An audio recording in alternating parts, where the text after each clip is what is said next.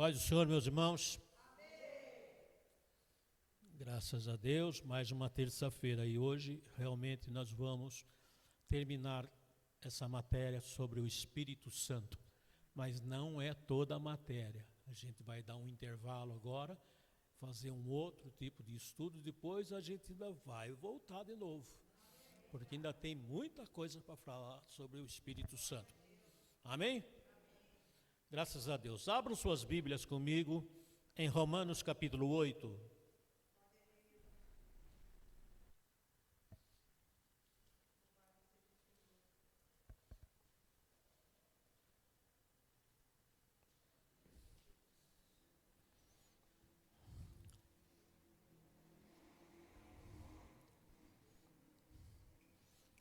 Romanos 8, nós vamos ler do versículo 1 até o 9, que diz assim: Portanto, agora nenhuma condenação há para os que estão em Cristo Jesus, que não andam segundo a carne, mas segundo o Espírito. Porque a lei do Espírito de vida em Cristo Jesus me livrou da lei do pecado e da morte. Porquanto o que era impossível à lei, visto como estava enferma pela carne, Deus enviando o seu Filho em semelhança da carne do pecado, pelo pecado condenou o pecado na carne, para que a justiça da lei se cumprisse em nós, que não andamos segundo a carne, mas segundo o Espírito. Porque os que são segundo a carne inclinam-se para as coisas da carne, mas os que são segundo o Espírito, para as coisas do Espírito. Porque a inclinação da carne é morte, mas a inclinação do Espírito é vida e paz. Porquanto a inclinação da carne é inimizade contra Deus, pois não é sujeita à lei de Deus, e nem em verdade o pode ser. Portanto, os que estão na carne não podem agradar a Deus. Vós, porém, não estáis na carne, mas no Espírito, se é que o Espírito de Deus habita em vós. Mas se alguém não tem o Espírito de Cristo, esse tal não é dele. Amém? Esse tal não é dele. Aqui diz no versículo 2, porque a lei do Espírito de vida, lembra que nós falamos na aula passada sobre o Espírito de vida, que é um dos títulos do Espírito Santo? Então, e aqui menciona que a lei desse Espírito de vida em Cristo Jesus nos livrou da lei do pecado. Amém? Queridos, hoje nós vamos falar então sobre os símbolos do Espírito Santo. Nós já falamos sobre simbologia aqui, sobre nomes, falamos sobre os símbolos da Bíblia, e hoje nós vamos falar sobre os símbolos especificamente do Espírito Santo. Amém? Primeiro lugar, primeiro símbolo do Espírito Santo que a gente vê na Bíblia é o fogo. Essa é uma simbologia, o fogo. Nós vamos ler Lucas, capítulo 3, do verso 3. Júlia, você pode ler para a gente? Lucas 3, verso 16. João respondeu a todos: Eu os batizo com água, mas virá alguém mais poderoso do que eu, tanto que não sou digno nem de desamarrar as correias de suas sandálias. Ele os batizará com o Espírito Santo e com fogo. Amém? Vos batizará com o Espírito Santo e com fogo. João Batista batizava só com água. Era o batismo do arrependimento, mas ele já anunciava que após ele viria aquele que batizaria com o Espírito Santo e com fogo. Amém? Livro de Êxodo, capítulo 3, verso 2.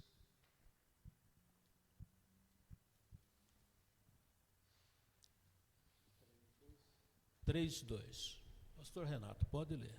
Então disse consigo mesmo: irei para lá e verei essa grande maravilha, porque essa sarça não se queima. Amém? Amém. Então, apareceu o anjo do Senhor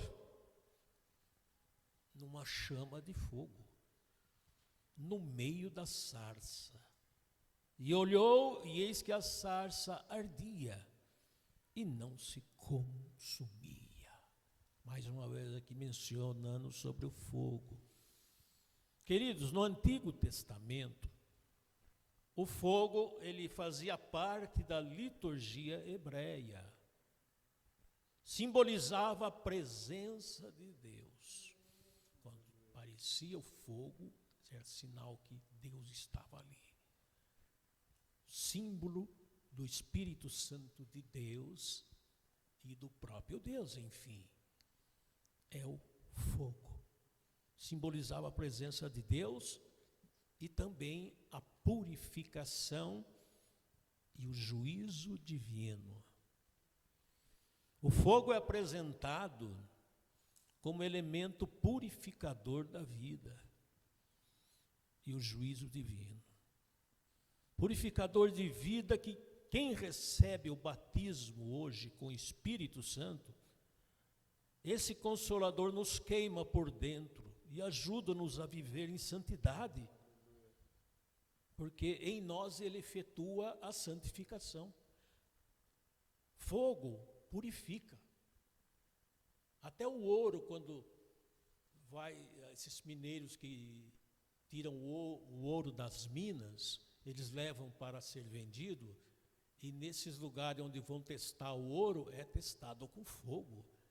Passa por meio de fogo, e um fogo bem quente mesmo. Porque ali, se for ouro de verdade, ele resiste e passa. Mas se é um ouro fajuto, que não tem valor nenhum, ele estoura ali naquele fogo e se arrebenta. Mas se ele é puro, aquele fogo só vai servir para tirar as impurezas que está nele. Limpa de todas as impurezas e ele se torna aquele ouro brilhante, bonito que nós conhecemos. Porque o ouro bruto não tem brilho nenhum. Mas depois que ele passa pelo fogo, ou ele fica bonito, ou ele se estoura, né? E a presença de Deus, por que fala que é como fogo? Porque ele vem para purificar, para limpar. Nada fica na presença de Deus sujo. Tem que estar limpo. Amém? Por isso o símbolo do fogo. Fogo significa purificação, limpeza. Quem crê assim, diga amém. E graças a Deus, nós já fomos regenerados pelo Espírito Santo. O texto que eu li fala bem claro: se é que o Espírito Santo habita em vós. Estão lembrados? Já falei várias vezes sobre isso aí. Quando é que o Espírito Santo habita em nós? No ato do batismo. Quando nos batizamos, o Espírito Santo passa a fazer morada dentro de nós. E aí, então, ele purifica nós de todo o pecado, de toda a mancha. A partir daquele momento que saímos das águas, saímos totalmente limpos de pecado. Tudo que fizemos de ruim, de errado na vida passada, foi limpado. Começamos do zero agora ali novamente a nossa vida com Deus. E foi obra do Espírito Santo. De que maneira ele fez? Nos queimando por dentro, purificando, tirando toda sujeira. Mas isso é só com aqueles que já receberam o Espírito Santo no batismo. Porque o texto é bem claro: se é que o Espírito Santo já recebeste. Se não recebeu, vós não ainda sois dele. Olha que coisa séria, que coisa grave. Por isso que cristianismo não é brincadeira. Por isso que cristianismo não é questão de estar na igreja. Tem muita gente que sabe que está na igreja, frequenta a igreja, aprende tudo na igreja e ainda não é batizado. Se acontecer do Senhor chamar, vai ter problemas. Porque o Espírito não está nele. E só o Espírito convence-nos de toda a verdade, Então, sem ele, você ainda não foi convencido da verdade. Logo, você ainda é pecador, ainda carrega os pecados do passado, porque o Espírito Santo não operou nele ainda, fazendo a limpeza através do fogo do Espírito. Então, notem a responsabilidade que temos para com isso. Uma vez regenerado pelo Espírito, nós tornamos corpo, templo do Espírito Santo, porque ele entra dentro de nós e faz morada. Agora nós somos casa de Deus. Quem crê assim, diga amém. Então, amados, fomos regenerados. Agora nós temos só que manter essa limpeza, tendo sempre em comunhão com Deus, comunhão com a palavra, comunhão com o Espírito Santo, permitindo que ele nos dirija. Logo, todas as ações que nós tivermos daqui para frente, depois do batismo, elas têm que, tudo aquilo que nós fizermos tem que trazer glórias a Deus e não vergonhas a Deus. Por isso devemos nos esforçar para não pecar. Podemos pecar? Claro que podemos, somos pecadores, mas a intenção é não pecar. O certo é se esforçar para não pecar. O livro de João fala bem claro. João fala: filhinhos, se vocês pecarem, não fiquem desesperados por causa disso, porque ainda nós temos um advogado diante de Deus, que é Jesus, que intercede por nós e nos perdoa os nossos pecados pela lavagem do sangue. Mas se acaso pecar, está bem claro no texto lá, quer dizer, em último caso, se pecar, não se peca assim facilmente, não pode, crente não pode pecar facilmente. Por isso ele tem que vigiar em todo momento, para não errar o alvo. Porque quem peca está desagradando a Deus. E Deus queira que a gente peque cada vez menos, cada vez menos. E se pecar, corre logo aos pés do Senhor e peça ao Espírito Santo que te lave, te purifique novamente para voltar à caminhada com o Senhor. Amém? É isso que a gente precisa fazer. Ao sermos redimidos do mundo, a gente passa a pertencer a Deus. Nós não somos mais donos de nós mesmos. Agora Deus é nosso dono e temos que servir a Ele, ser fiel a Ele.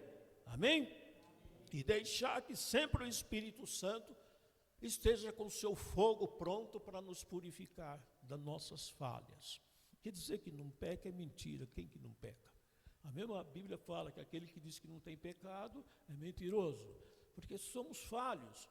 Nós herdamos essa coisa de Adão, né, de pecar, mas o correto é não pecar, se esforçar para não pecar. Então pecar cada vez menos. Amém?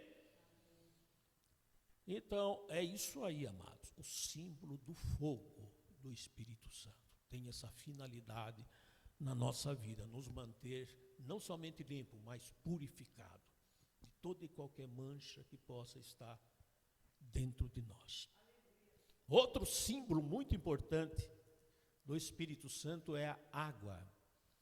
Água, rio, chuva. Tudo isso são símbolos do Espírito Santo. Abra comigo no Evangelho de João, capítulo 7.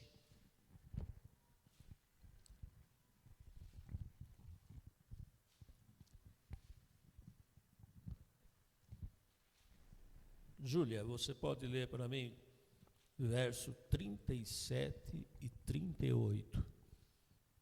João 7, versículo 37 e 38. No último dia, o grande dia da festa, levantou-se Jesus e exclamou: Se alguém tem sede, venha a mim e beba. Quem crer em mim, como diz a Escritura, do seu interior fluirão rios de águas vivas. Amém? Pode ler o 39 também. Isto ele disse com respeito ao Espírito que haviam de receber os que nele crescem, pois o Espírito até aquele momento não fora dado, porque Jesus não havia sido ainda glorificado. Amém? Jesus falando sobre o Espírito Santo. O Espírito Santo ainda não tinha sido derramado, porque Jesus estava na terra. Ele só vem quando Jesus parte para os céus. para a casa do Pai. E ele já estava falando sobre a água. Quem tem sede, venha a mim e beba. Sacie sua sede. Mas ele estava falando praticamente do Espírito Santo que viria, porque ele já estava pronto para ir embora. Esse Espírito que é a fonte de água. Por isso nós temos que beber dessa água, saciar a nossa ceia. Se alguém tiver sede, porém, olha esse detalhe, se alguém tiver sede, porque tem muita gente que não tem sede, né? Não reconhece o valor da água. Até em água natural é assim. Você sabe que tem gente que não bebe água? Passa o dia inteiro e não bebe água, né? Porque não tem sede. Fica satisfazendo o líquido do corpo com guaraná, com refrigerante, com outras coisas, e a água mesmo não bebe.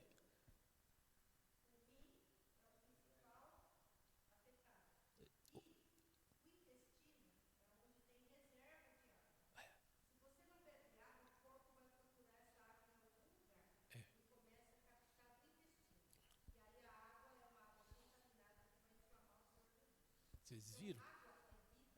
Viu a gravidade que é? A importância da água. Isso se é água aqui de baixo que a gente está falando, né? O valor dela. Por isso que Jesus especificou esse símbolo maravilhoso da água, para ver a necessidade que nós temos. Então a gente precisa do Espírito Santo, precisa da direção dele, precisa que ele nos guie. Só ele tem essa água para saciar a sede do nosso espírito. Agora o problema é viciar em beber outras coisas que sem a água, né? É o que muitos fazem, sabe? Busca ler, busca estudar essas coisas, mas na sabedoria carnal.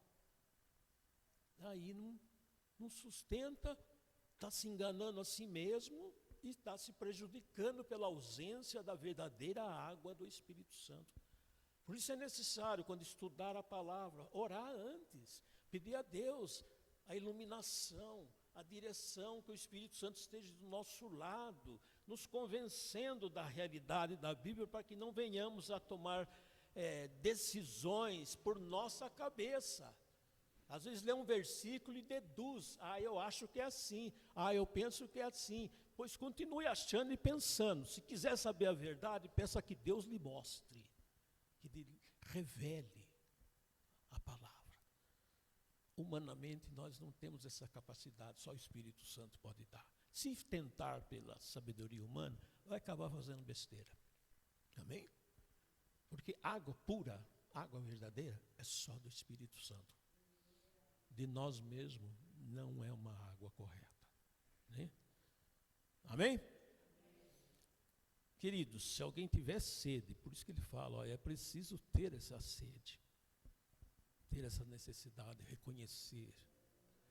Olha que os médicos ainda falam para a gente, olha, nem que você não tenha sede, beba água, crie o hábito de beber água, não precisa ter sede, beba, porque o seu corpo precisa de água.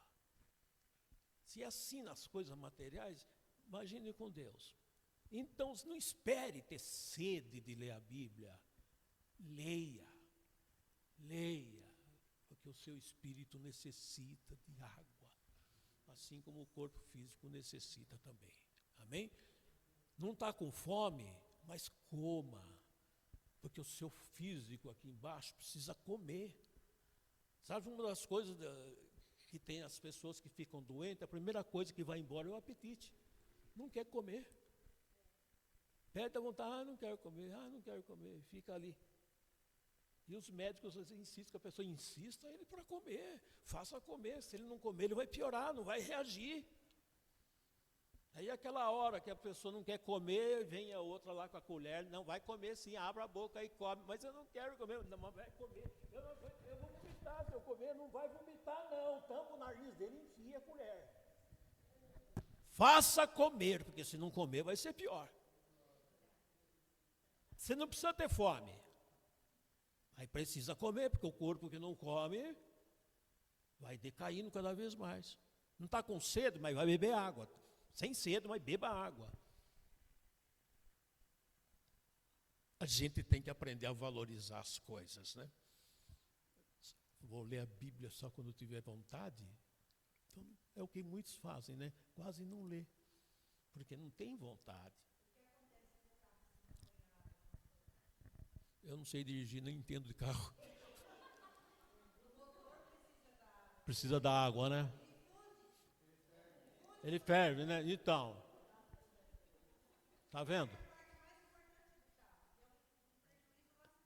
Amém? Pois é, amados. É assim. Se alguém tiver sede, venha. Deus quer que tenha sede. Sede. Vamos falar um pouco agora sobre o selo. É um outro símbolo do Espírito Santo. Selo. Já ouviram falar, né? Do selo? O selo, amados, segundo os estudos, o selo na antiguidade, e até hoje deve ser assim, servia para designar a posse de alguma coisa, né? Por exemplo, eu não sei se hoje ainda usa muito esse negócio de selo, mas foi muito substituído também por etiquetas, por outras coisas, né? Carta usava muito selo, hoje quase nem tem carta mais, porque o pessoal usa e-mail, né? Quase não tem carta mais em correio. Mas o selo sempre foi para caracterizar a posse de alguém, ou de alguma coisa. Você comprava uma coisa, ela vinha com selo. Quem comprava gado na época antiga, o dono do gado marcava o gado com ferro quente. Normalmente sempre as iniciais do nome do dono que era marcado ali, que ele era como um selo. Se acaso o boi fugisse ou saísse do pasto, ninguém roubava aquele lá, porque já via a letra, sabia esse é do fulano de tal. E não roubava aquele gado, porque o selo simboliza propriedade de alguém, a marca, né? Então, ainda usa o selo lá, né? Então, tá vendo? Porque é necessário. Isso. E o selo era usado antigamente para designar a posse de uma pessoa sobre algum objeto ou coisa que fosse selada, porque o selo indica posse, indica que alguém é dono. Quando aceitamos a Jesus Cristo como nosso Salvador suficiente, nós passamos a ser também particularidade de Deus. Nós passamos a ter um dono. Amém? Quando Cristo voltar para buscar a igreja, nós subiremos com Ele. Porém, não é toda a igreja que vai subir. Vai subir aqueles que estão selados. Aqueles que têm o selo. Porque tem muita gente no meio da igreja que não tem o selo. Não tem o Espírito Santo dentro de si. Não foram batizados, não reconheceram a necessidade de se registrar como filho de Deus. Quando a gente registrava, quando era pequeno, e nossos pais nos registraram no cartório, o próprio registro tem selo, não tem? Antes do juiz assinar embaixo, ele sela. Põe o selo lá do cartório, assina por cima, aí tem validade. Aí tem validade. E com Deus é a mesma coisa. O batismo faz com que o Espírito Santo sele e nos dá a garantia de que pertencemos a Deus e que temos direito de subir, porque somos agora herdeiros de Deus, cordeiro de Deus em Cristo Jesus. Temos direito aos céus. Amém? Mas vai acontecer de muitos não subirem, não poderem entrar. É claro que vão dar 1000 desculpas na hora lá, mas Senhor, nós não fizemos, nós não estávamos lá, nós não trabalhávamos, nós não expulsamos demônios, nós não pregamos, cantamos, dançamos, sapateamos na tua presença. E ele vai dizer, mas eu não vos conheço. Por quê? Não tenho selo, não tenho registro. Os meus filhos são todos registrados. Como é que você diz que é meu filho se você não tem um registro? Não tem o selo. Porque o selo é a garantia de propriedade. Se tiver o selo, amém? Não tem? Que pena. Teve tempo de sobra para fazer isso. Eu tenho pena de ver pessoas que são evangélicas, num certo sentido, porque estão na igreja, mas não são batizados. São pessoas que têm anos e anos de igreja, são até bons crentes, participam de tudo, conhecem bem a palavra, tudo, mas não são batizados. Se pergunta, eles vão dizer, eu ainda não senti de Deus de ser batizado. Mas precisa sentir, é uma ordem. É uma ordem. Se for esperar sentir, vai ficar esperando a vida inteira. Eu me batizei sem sentir. Eu fui pela obrigação que eu tinha de ser batizado. Mas não senti nada. Senti que entrei na água lá, tal, um banho normalmente, mas eu sabia que eu estava cumprindo a vontade de Deus. E tem pessoas que não esperam esse sentir, esperam essa coisa de emoção. Eu já vi crente falando assim, olha, o pastor está sempre apelando lá para quem quiser batizar, não sei o quê, mas eu vou batizar só porque ele está falando? Eu vou batizar só porque ele está pedindo lá para as pessoas se batizarem? Eu não, eu só vou fazer se Deus tocar no meu coração. Coitado, vai esperar o resto da vida. O que você tem de especial que Deus precisa tocar no seu coração? A palavra não toca? Deus falando na palavra, não é Ele tocando? Não é Ele falando?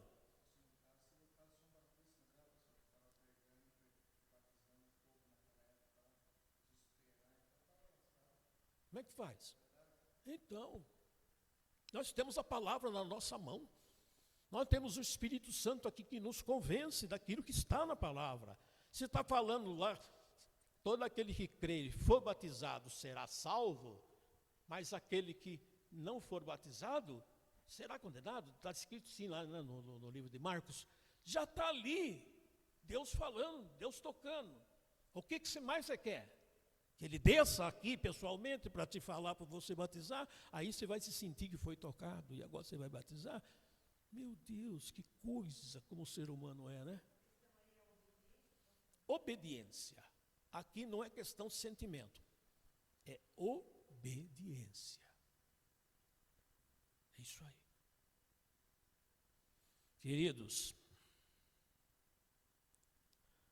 Cristo vai buscar a igreja, você sabe disso. Uma hora ou outra Ele vai vir. E quando Ele vier, não haverá mais tempo para nada. Ou a igreja está pronta para subir, ou ela fica.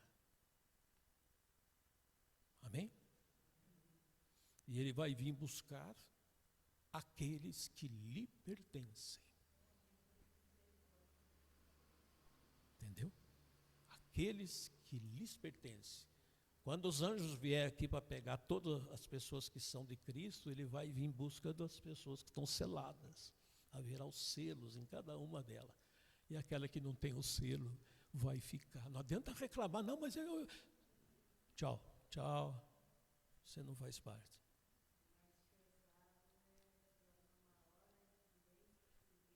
Ninguém espera, vai ser de repente. Vai ser de repente, é como não abrir e fechar de olhos. Acabou, foi-se. Quem ficar vai perceber que começou a sumir todo mundo. E ele vai entender que ele ficou e vai saber por que ficou, porque naquela hora a mente dele vai ver que ele errou, que ele falhou, que ele folgou, que ele não obedeceu, que ele não temeu a Deus. Você sabe que as pessoas que forem para o inferno, elas vão consciente, elas vão sabendo que mereceram, e que elas têm que ir para lá mesmo, porque com ela não tem jeito. Elas vão ter essa convicção. Elas não vão sair, ai, cuidado de mim, ai, mas me dê uma oportunidade a mais, me perdoa. Elas não vão fazer nada disso, porque a própria consciência dela vai mostrar para elas, e elas vão entender, realmente eu mereço o inferno. Realmente eu tenho que ir para lá, porque eu não fiz nada do que era preciso. Eu sou merecedor de estar nas chamas do inferno. Há quem diga que elas vão se atirar no inferno, não vão precisar nem lançar elas, de vergonha que estarão por ter se portado dessa maneira. E nós temos a certeza que somos selados, porque o Espírito Santo de Deus que está em nós testifica com o nosso espírito que nós somos filhos de Deus, que nós estamos caminhando para a eternidade. Amém? Só quem tem o Espírito de Deus tem essa convicção. Amém? Por isso a gente não pode esquecer, amados, que o Espírito Santo, ele é o penhor da nossa herança. Ele é o selo. Sem ele, Deus não vai nos reconhecer. Amém? Ele é o selo.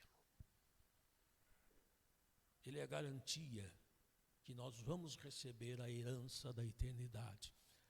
Ele é a garantia que nós somos herdeiros de Deus. E nós estamos partindo para a nossa verdadeira casa. Amém? Amém? Queridos, mediante a todos esses estudos que nós fizemos esse mês, sobre o Espírito Santo, sobre os nomes, sobre os símbolos de Jesus, símbolos da Bíblia, e agora símbolo do Espírito Santo que nós falamos, mediante a tudo isso, nós aprendemos mais uma vez sobre a obra e o caráter do Espírito Santo de Deus. Quando a gente entrega a nossa vida a Jesus, crendo nele como Salvador pessoal, aí o Espírito Santo habita dentro de nós, mora dentro da gente, passa a ser o nosso guia, passa a ser o nosso dirigente, enfim, da nossa vida, e ele nos dá a garantia total que nós iremos para os céus. Amém? E nós pertencemos a Deus. Por isso, a nossa maneira de viver daqui para frente é viver sempre de maneira que agrade a Deus e que agrade ao Espírito Santo. E que se submeta à vontade de Deus. Abra mão da sua vontade. Comece a fazer a vontade de Deus. Servindo a Deus. E esperando o dia que Ele vai nos chamar. Amém? Querido, aprendemos tanta coisa durante esse mês. Vou fazer algumas perguntinhas para vocês, para ver se vocês guardaram alguma coisa. Né? Quero ver quem prestou atenção. De acordo com a cultura hebraica, eu já falei aqui sobre isso.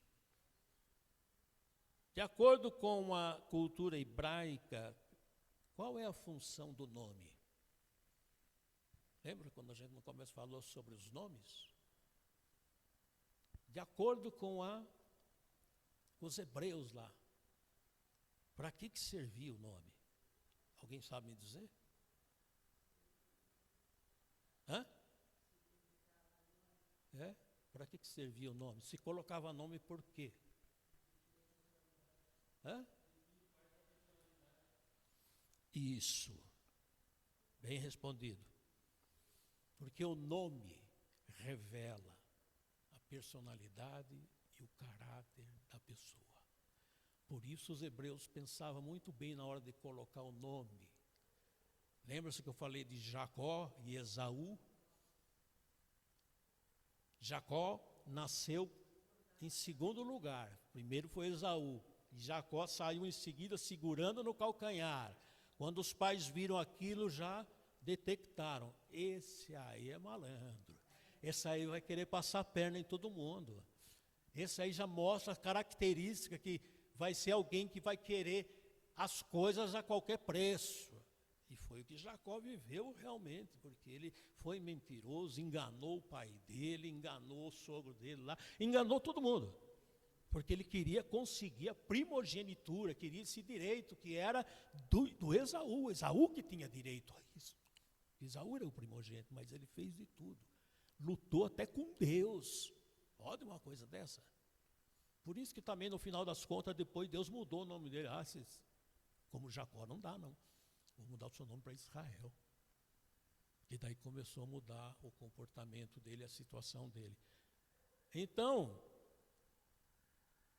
o que a lição que nós tivemos aqui ensina? É que precisa cuidado com os nomes, né? Não vai pôr nome de qualquer jeito aí não, nome de artista, de jogador de futebol, essas coisinhas tudo aí, que é tudo besteira.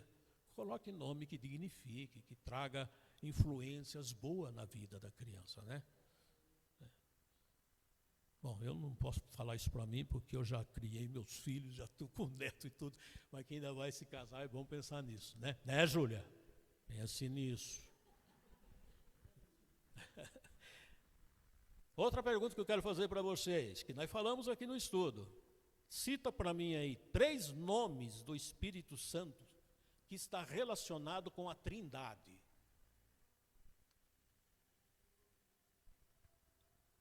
Três nomes do Espírito Santo que está relacionado com a Trindade. Alguém pode me dizer qual é esses 3 nomes?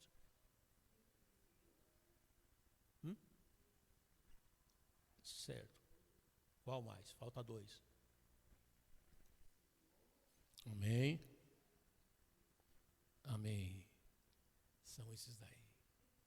Quando fala do Espírito Santo como Espírito de Deus, está se relacionando ao Pai. Quando fala do Espírito Santo de Cristo, está se relacionando ao Filho.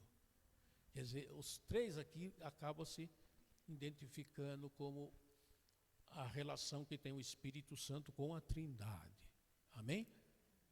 Olha, gente, desde o começo, a Trindade trabalha junta. Não é só Jesus. Também não é só Espírito. Também não é só Deus. Agora, quando você começar a examinar as Escrituras, você vai ver a presença da Trindade em toda a Bíblia. A Trindade trabalhando. A Trindade aqui embaixo. Em conjunto. Amém? E através de quem? Do Espírito Santo. Estão lembrados de Gênesis? Que a Bíblia diz que a terra era vazia, sem forma, e o Espírito de Deus se movia sobre as águas. Ou seja, o Espírito Santo relacionado com Deus se movendo ali.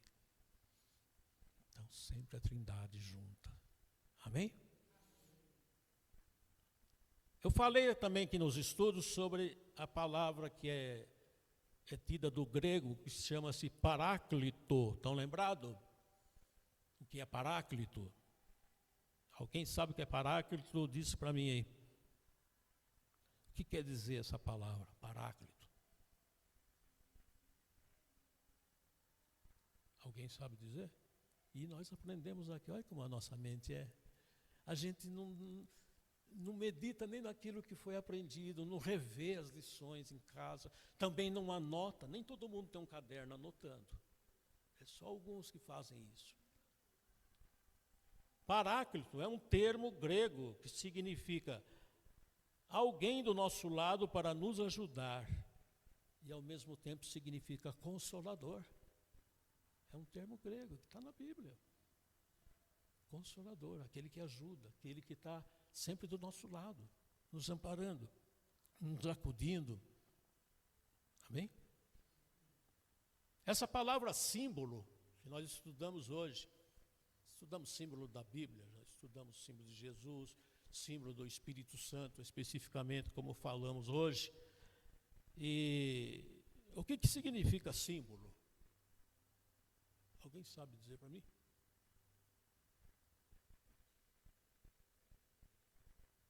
O que é símbolo?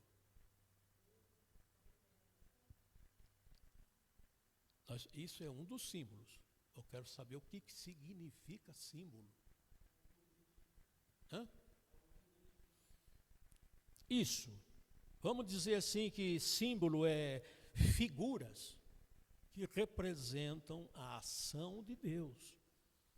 Que nem o fogo. O fogo é uma figura que Deus usou para nos ensinar que Ele nos purifica, que Ele nos limpa. Né? Não é de qualquer maneira. Ele vem até nós para nos purificar. E daí Ele usou a figura do fogo. Agora, cita para mim aí 3 símbolos do Espírito Santo, que foi que nós estudamos hoje. Quais são esses 3 símbolos? Fogo, o fogo, a água e o selo. Esses são os 3 símbolos que simbolizam o Espírito Santo. Figuras que representam o Espírito Santo. Amém? Gente, foi bom esse estudo? Deu para aprender alguma coisa? Só que tem que meditar, rever essas coisas sempre. Senão a gente esquece, porque a nossa cabeça, nossa mente é meio devagar, né? Então tem que estar sempre lendo, sempre estudando. Amém? Fiquem de pé.